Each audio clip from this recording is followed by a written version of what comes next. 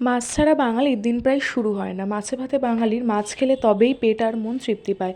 তো আজকের আমি সেই জন্য তোমাদের সাথে শেয়ার করব চারাপোনা মাছের একটা রেসিপি। আর এই মাছ বিভিন্ন গুণের অধিকারী হওয়ায় এই মাছ খেলে আমাদের স্বাস্থ্য ঠিক থাকে, ভালো থাকে। তো এই রেসিপিটা বানানোর জন্য ফার্স্টে আমি 4 থেকে 5টা চারাপোনা মাছ ভালো করে জলে ধুয়ে 2 পিস করে নিয়েছি। তারপর নুন, হলদি আর গুঁড়ো লঙ্কা দিয়ে ম্যারিনেট করে ভেজে নিয়েছি। ভেজে নেওয়ার পর এরপর কড়াইতে কিছুটা পরিমাণ সর্ষের তেল দিয়ে তার সাথে শুকনো লঙ্কা, জিরের ফোড়ন দিয়ে আলু পটলটা ভেজে নিয়েছি। তার সাথে ওই তেলেই আবার আমি টমেটোটাকেও নাড়াচাড়া করে নিয়েছি। তোমরা চাইলে এখানে ঝিঙে ইউজ করতে পারো, যেহেতু আমার বাড়িতে অনেক পটল ছিল তাই আমি এখানে পটলই দিয়েছি। তো এটা করার পর আমি এখানে 1 চামচ করে নুন, হলুদ আর লঙ্কা গুঁড়ো দিয়ে নাড়াচাড়া করে কিছুটা পরিমাণ জিরে বাটা দিয়ে নাড়াচাড়া করে ভালো করে কষিয়ে মশলা ধোয়া জলটা দিয়ে এবার ভাজা মাছগুলো দিয়ে 2-3 মিনিট মতন ফোটালেই তরকারি রেডি। এবার গরম গরম পরিবেশন করুন।